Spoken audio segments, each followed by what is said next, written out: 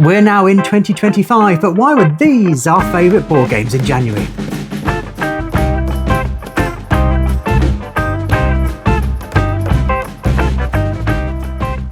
Hi, I'm Libby, this is Julian, and together we are BoxedMeeples. And yes, we're talking about our favourite games that we have played in the month of January. Well, my favourite game, I've talked about Hodtage Negotiator before, but this is actually career mode. It's technically a different game, so I think it's fine to conclude this again. Now, I started playing Hodtage Negotiator last year, and since then I've played it 50 times, which put me in a good position to invest in the career mode. Now, admittedly, to play this, it's quite an investment. Yes, I mean, you have been gathering parts for Hodtage Negotiator probably for the last year. Now, every time there's a sale or whatever, there's a new demand pack, a new negotiation pack. I don't even know all the names of them. There's so many different bits and bobs that have just suddenly been added to the collection. Yeah. Well, I hoovered them up when I saw them cheap. So I don't think I paid full price for any of this. No. Sometimes I paid like 60% off. And there is, in fact, a box you can get directly from Ryder, which has everything Hodtage Negotiator in. Obviously, you need to ship it into the UK, which may be expensive. But it's a big investment, but I think it's worth it because it does turn it into a large legacy game. But you do have to know the game before you start off with. You want to know how the mechanics work, and the game does assume you know that. But what you do as you're playing through the main game is, what this does is add a load of cards and turns it into like this series, like a trashy TV Hodtage Negotiator series. Oh my gosh, playing it was like you were obsessed in a new novel. Every time you'd finished a new bit, you were like, oh, you'll never guess what happened here, you'll never guess what happened there. And then every time I looked over to the dining room table, there you were playing yet another section of it. Because this is a solo only game, it did allow me to, whenever I was available, I didn't have to wait for other people to be available. No. I would sit down and just play it. But I think it certainly had that can't put it down factor. I was somewhat hooked. I played it over the period of, I think it takes about 10-15 hours to play the whole of the career mode. What it does is it adds in two stressors. One you play before you do an abduction, one you play afterwards. One's career and one's personal. And on each of these stressors is two options you choose between, and use that old kind of red acetate to look at the options you choose, and that has a repercussions both on the negotiation that takes place and on the kind of career as it goes on.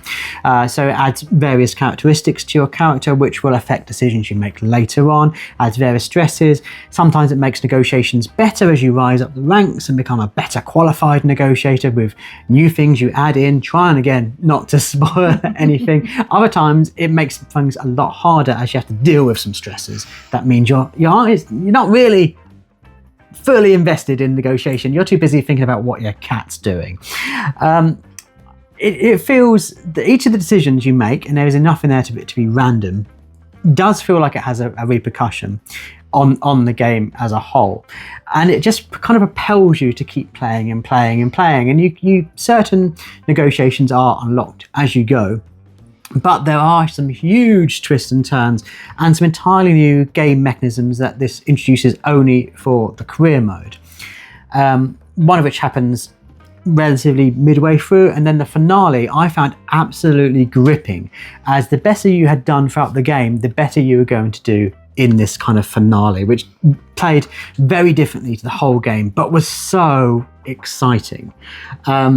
I didn't expect the ending I got. I was genuinely a bit surprised, and I messaged you because you were at work at the time going, just obscure things. You're like, what are you talking about? And I was like, I've reached the end of Hodtage Negotiator. But it was so brilliant. And I can't remember last time I felt as excited about a kind of legacy game as I do playing through this. Just the twists and turns I did not see coming.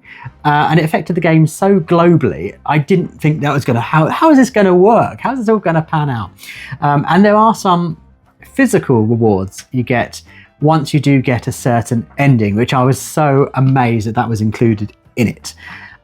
If you like these kind of solo games, Final Girl is an obvious one to step into. Hodtage Negotiator is a lot harder than Final Girl, a lot less forgiving, and you want a long, lengthy continuation of one game, which Final Girl doesn't really do. You can do it through the app, but doesn't really do it very well.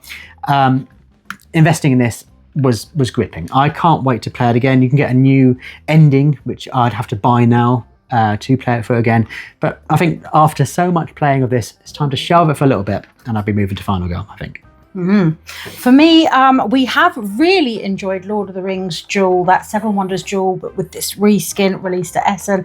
But that has appeared on my top 50 games of all time this year. So I have spoken about it recently. Obviously, if you've not seen that, do check it out on our channel. So instead, I'm going to talk about Mezen, which is a lovely wintry game, just right for January, that we did really enjoy. Another one that we saw at Essen and played for the first time there, and very kindly Arcane Wonders have sent us this copy to have a look at and review, and I just think it's so great. It's like the Swedish Christmas jumper game in my head. I think it's based on Russian artwork, but really lovely mechanisms where you've got your little tiles on your board. One of you is saying which category of a creature or item you're then going to remove, and then everything will slide down and you're replacing them back into the top, having flipped them over, which is really interesting. It's kind of columnsy style, you know, that old video game where you take one out and everything kind of shuffles down and fills in the gaps. Yes,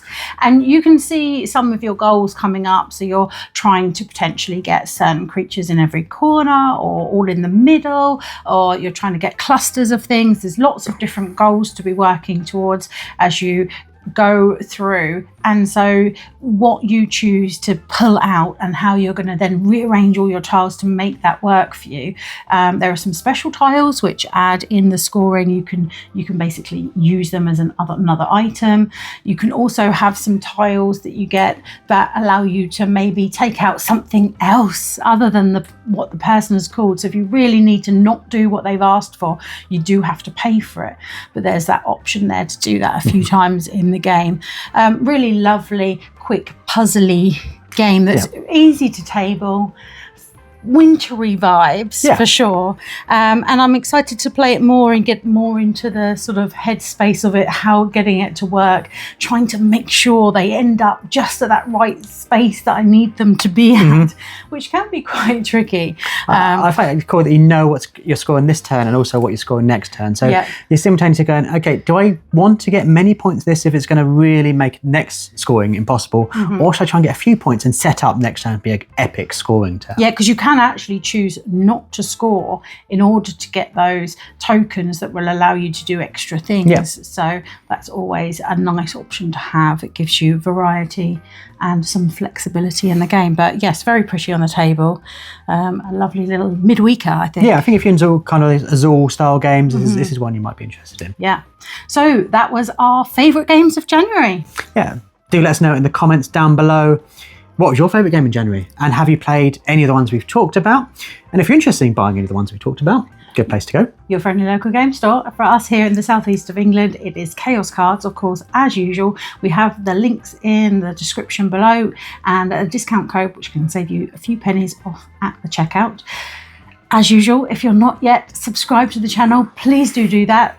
It's really helpful for us. It is. And as you've just said, you know, we've just done our top 50 countdown of the best board games ever. So if you've only just discovered us and you want to find out what our taste in games is, that's a good one to watch. It is, yes. There's a series of 5 videos for you to watch, so that will take up quite a nice little evening.